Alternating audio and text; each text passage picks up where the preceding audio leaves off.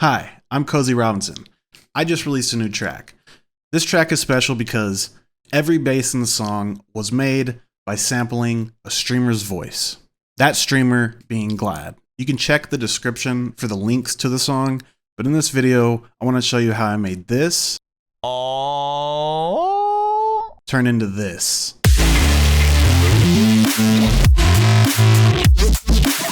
So let's first just go through the various sounds that he made that I was able to sample. We have a straightforward tone. We have this natural pitch bend sound. Then he kind of hummed a beat thing. And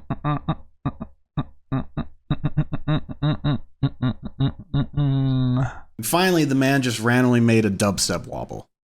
So I'm going to mainly focus on the pitch bend sound that he made because that ended up being kind of the staple of the track.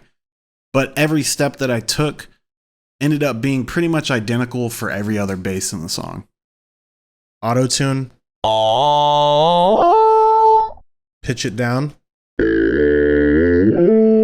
Cut out the sub-frequencies. OTT. Rift. Distortion. And another cheeky OTT.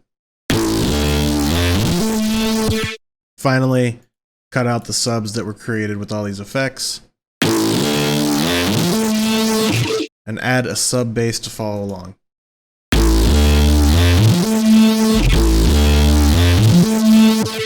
And so after all the effects and going through every single sound he made and, changing the presets that I was using on Rift, editing settings, switching up the OTT slightly, changing frequencies. I even tried making my own wobble with an EQ. I had this nice library of sounds now. All that was left to do was arrange it, add drums. And so the chain for whenever I would add it looked something like this. I have a limiter, another OTT on it, a reverb that I could use for transitions. That it's turned off right now, but there's automation in there that'll turn it back on in order to add little effects to it, essentially. Same with the frequency shifter, the parametric EQs, they're all there for a reason. Another reverb, it all has a place and a part to play in the grand scheme of things. So obviously, just going through the library, it might not sound amazing on its own, but when you start cutting stuff up, slicing it, throw it in here, it's on a side chain so that it ducks every time there's a kick or a snare, or really whenever you want it. I even used it at one point to create a pseudo wobble type thing, so the volume's ducking in and out as it's playing, and it sounds like a wobble. Anyway, I really just wanted to show you the main process of getting to the main sample. Everything else is just kind of like all over the place. There's a lot of little things going in, but the main sound came from what I just showed you.